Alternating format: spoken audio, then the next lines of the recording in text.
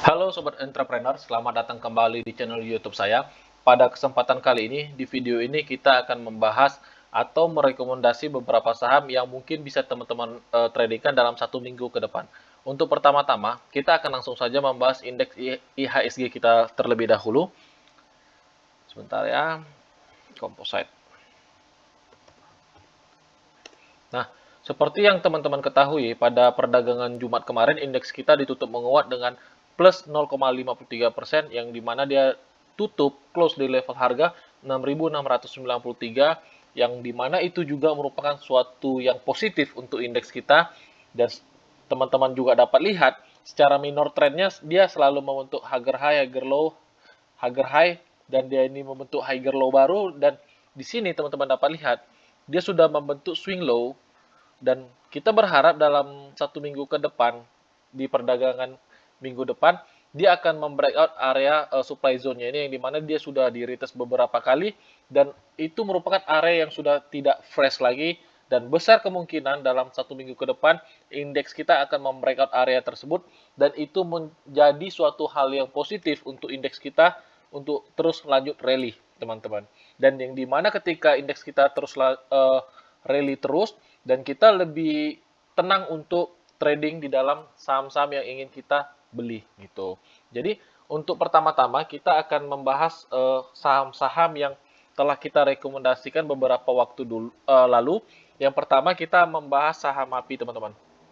Nah, untuk saham MAPI sendiri, teman-teman dapat lihat dia sudah menyentuh area TP1 kita di level harga 785, dan dia close di level 790.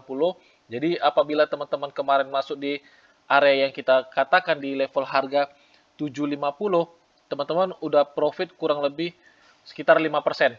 Sudah profit 5%. Jadi bagi teman-teman yang memang punya barangnya, teman-teman bisa take profit di TP1-nya, atau teman-teman bisa naikkan trailing stop-nya biar dia menuju area TP kita di level harga 830 gitu. Jadi untuk MAPI kita sudah running profit, dan untuk BBRI sendiri harganya belum kemana-mana, dia masih di area-area itu aja, dan dia teman-teman dapat lihat dia masih meretest area channel trend lainnya, dan itu merupakan suatu yang bagus. Kenapa? Ketika dia meretest area channel trend lainnya, dia bereaksi di reject selalu, dan itu menjadi suatu hal yang positif untuk structure market BBRI ini gitu, teman-teman. Jadi bagi teman-teman yang punya barangnya, teman-teman masih bisa hold, dan teman-teman bisa simpan untuk jangka panjang, atau bisa perhatikan level-level yang dimana kemungkinan BBRI ini akan tuju. Salah satunya di level harga 4470 gitu. Jadi bagi teman-teman yang punya sahamnya BBRI, teman-teman masih dapat lakukan hold untuk saham ini gitu, teman-teman. Selanjutnya ada saham Cepin. Nah, untuk Cepin sendiri, teman-teman juga dapat lihat kita sudah running profit juga, tapi tidak besar, palingan cuma kurang lebih 0,4%.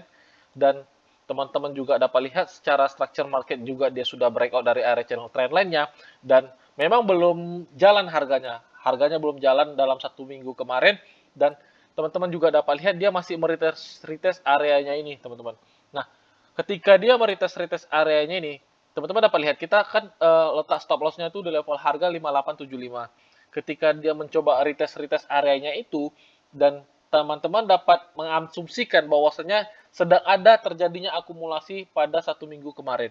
Dan uh, untuk stop loss teman-teman dapat letakkan lebih kecil. Kenapa? Cukup letakkan level 5950 aja, teman-teman. Jadi stop loss-nya sekitar 3,25%. Jadi ketika dia close di level harga 6.100, sebenarnya teman-teman sudah bisa lakukan namanya pembatasan resiko. Jadi stop loss-nya sangat kecil untuk saham Cepin ini. Jadi bagi teman-teman yang punya barangnya, bagi teman-teman tipe swing trader, teman-teman masih dapat hold saham Cepin ini. Kenapa? Secara structure dia oke, besar kemungkinannya cepat atau lambat saham ini akan bergerak. Minimal dia menuju area TP kita di level harga 6.700, teman-teman. Jadi itu untuk Cepin. Selanjutnya ada saham MTEL. Untuk saham MTEL sendiri, mungkin untuk saham ini sedikit lemot pergerakannya, tidak kencang atau bahkan sangat tidak volatility. Jadi memang dia sedang masuk berada di level area base yang dimana kita sudah uh, gambarkan.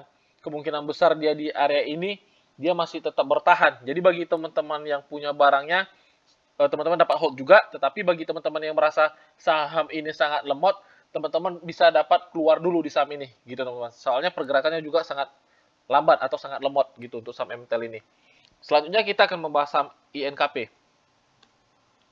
Nah, untuk INKP juga kita juga sudah running profit cuman sangat sedikit, kurang lebih hampir 1%. Tetapi untuk secara structure market dan momentumnya juga untuk saham INKP ini sangat oke juga. Jadi bagi teman-teman yang memang sudah masuk di saham ini, teman-teman juga masih dapat lakukan hold untuk saham ini, dan juga teman-teman harus perhatikan area stop loss-nya. Jadi untuk saham ini juga stop loss-nya tidak besar, hanya 4,79% di level harga 7950 gitu. Jadi masih sangat sehat untuk kita hold saham ini teman-teman, untuk saham INKP ini. Nah, gitu. Jadi itu aja untuk 5 saham yang kita rekomendasi kemarin, itu aja secara ulasannya. Sekarang kembali di teman-teman, apakah teman-teman mau keluar dulu untuk saham-saham tersebut atau teman-teman mau tetap hold untuk saham-saham yang kita telah rekomendasikan minggu lalu gitu. Jadi untuk minggu ini saya akan merekomendasikan hanya beberapa saham aja, kemungkinan hanya ada 3 saham yang saya rekomendasikan untuk follow the trendnya, dan juga ada 3 saham yang kemungkinan teman-teman dapat perhatikan untuk manfaatkan area rebound-reboundnya teman-teman gitu. Jadi untuk pertama-tama saya akan membahas untuk saham Cepin kembali teman-teman. Jadi bagi teman-teman yang belum punya barang untuk saham Cepin ini, saya tetap merekomendasikan beli di saham Cepin ini. Cukup stop loss-nya di level harga 5950. Kenapa saya tetap merekomendasikan saham Cepin ini? Pertama, secara structure market dia oke, dan risk to reward sangat bagus teman-teman. Jadi stop loss-nya hanya 3,25% dan take profit-nya sekitar 8,94%. Jadi risk to reward-nya 1:2,75. Jadi untuk Cepin ini juga sangat oke secara structure market, secara stop loss risk to reward-nya juga masih sehat. Jadi untuk rekomendasi 1 minggu ke depan saya merekomendasikan saham Cepin ini karena 1 minggu sebelumnya saham ini belum bergerak. Jadi kita berharap dan masih optimis dalam 1 minggu ke depan saham ini akan bergerak gitu teman-teman. Selanjutnya ada saham ASI.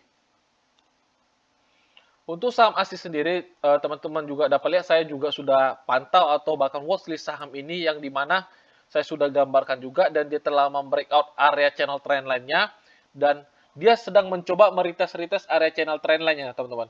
Dia sedang mencoba meretest area channel trend lainnya. Jadi bagi teman-teman yang ingin mencoba masuk saham di ASI ini, teman-teman dapat lakukan. Cukup stop loss-nya di bawah area ini. Sebentar ya, kita buat langsung ini. Jadi di perdagangan besok hari, teman-teman langsung dapat masuk di level harga 5725.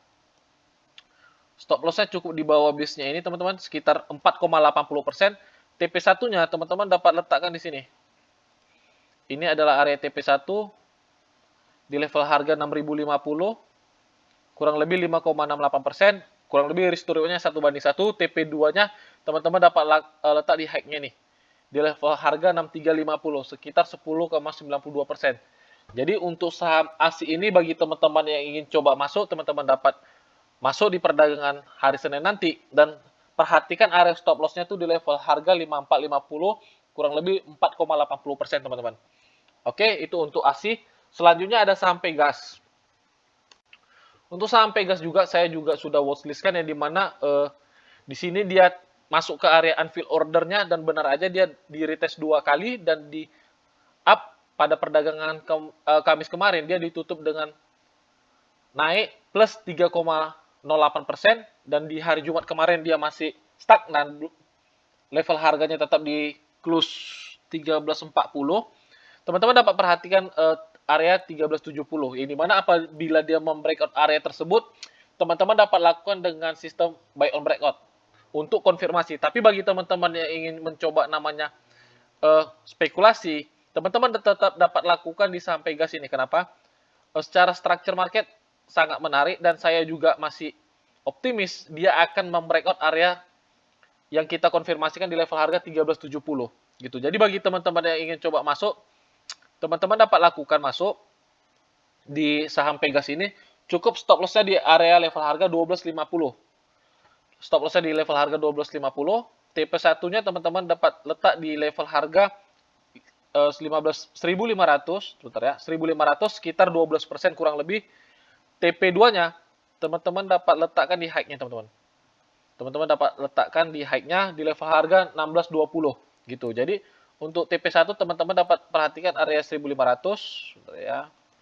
TP1 1500, TP2-nya teman-teman dapat perhatikan area 1600 sampai 1620. Itu untuk saham Pegas. Jadi bagi teman-teman sendiri, bagi yang suka tipe agresif tradernya, teman-teman dapat spekulasi di saham Pegas ini. Tetapi bagi teman-teman yang ingin melihat momentum dan konfirmasinya, perhatikan level harga 1370. Apabila di perdagangan dalam 1 minggu ke depan dia telah membreakout area 1370, teman-teman dapat masuk ke saham Pegas ini. Gitu teman-teman. Itu untuk 3 saham yang saya rekomendasikan dalam trading 1 minggu ke depan teman-teman. Selanjutnya saya akan merekomendasikan saham-saham yang kemungkinan besar akan rebound ketika memasuki area demand zone-nya. Untuk pertama saya akan merekomendasikan saham BRIS teman-teman. Nah, untuk saham BRIS sendiri teman-teman juga dapat lihat di perdagangan beberapa waktu kemarin dia telah membreakout area base atau demand zone-nya ini dengan candle yang sangat signifikan dan atau impulsif, dan teman-teman dapat lihat ada area yang bisa teman-teman manfaatkan untuk reboundnya teman-teman. Ada area yang teman-teman dapat manfaatkan dan teman-teman dapat pantau dan manfaatkan momentumnya untuk dia rebound gitu. Jadi untuk areanya itu teman-teman dapat perhatikan area 1500 teman-teman. Ya, kita naikkan. Teman-teman dapat perhatikan area 1500 sampai 1455. Jadi teman-teman bisa pantau saham ini apabila dia dalam 1 minggu ke depan memasuki area 1500 sampai 1455, teman-teman dapat masuk dan manfaatkan momentumnya untuk rebound teman-teman. Itu untuk BRIS. Jadi stop loss-nya cukup di area level harga 1400. Jadi ketika dia memasuki demand zone-nya, teman-teman dapat masuk entry di situ, cukup stop loss-nya di area level harga 1400 gitu. Jadi besar kemungkinan ketika dia memasuki area ini, dia akan bereaksi. Setidaknya walaupun dia tidak reverse, setidaknya dia akan rebound sementara teman-teman. Untuk saham BRIS ini. Oke, jadi untuk BRIS teman-teman dapat pantau apabila dia memasuki area itu, teman-teman dapat pertimbangkan untuk masuk di saham BRIS ini teman-teman. Selanjutnya ada saham AMRT teman-teman. Untuk saham AMRT sendiri teman-teman juga dapat lihat, saya sudah prediksikan bahwasanya dia akan memasuki area channel trendline-nya, yang dimana saham AMRT ini juga sangat bereaksi dengan channel trendline-nya teman-teman. Dan sekarang dia sudah bermain di area channel trendline-nya. Bagi teman-teman yang suka manfaatkan saham-saham rebound, teman-teman dapat manfaatkan saham AMRT ini, gitu teman-teman. Jadi pada perdagangan Senin besok, teman-teman dapat masuk di saham ini. Cukup stop loss-nya di bawah area channel trendline-nya teman-teman. Kurang lebih sekitar kita kasih range sekitar 2,75% sampai 3%. Jadi apabila dia close di luar area channel trendline-nya, memasuki di level harga 1060 sampai 1050, teman-teman dapat keluar stop loss-nya kurang lebih 3%. Dan untuk TP1-nya teman-teman dapat perhatikan area 1135, dan untuk TP2-nya teman-teman dapat perhatikan 1175. Jadi untuk AMRT ini teman-teman bisa manfaatkan rebound-nya. Perhatikan area stop loss kita 1050 sampai 1060, area TP1 1135, area TP2-nya 1175 teman-teman. Itu untuk saham AMRT. Tetapi apabila dia dapat breakout di area channel trendline-nya ini ke atas pada perdagangan 1 minggu ke depan, itu lebih baik lagi. Besar kemungkinan dia akan reverse ketika dia breakout dari area channel trendline-nya ini teman-teman. Oke, itu untuk saham AMRT.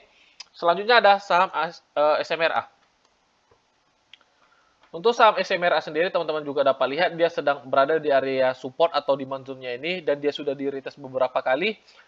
Teman-teman bagi yang suka bottom fishing atau fishing bottom, teman-teman dapat perhatikan saham SMRA ini. Jadi apabila dia memasuki area 750, teman-teman dapat masuk. Stop loss-nya cukup di level harga 725.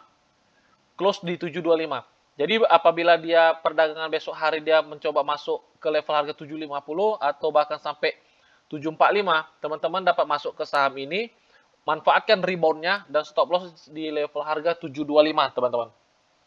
Jadi itu untuk beberapa saham yang bisa teman-teman perhatikan apabila dia memasuki area-area demand zone-nya, teman-teman dapat masuk untuk saham BRIS, saham AMRT, dan juga saham SMRA. Itu saham-saham yang bisa teman-teman manfaatkan rebound sementaranya. Gitu. Jadi ada juga satu saham yang mungkin saya bisa rekomendasikan untuk teman-teman simpan untuk jangka menengah.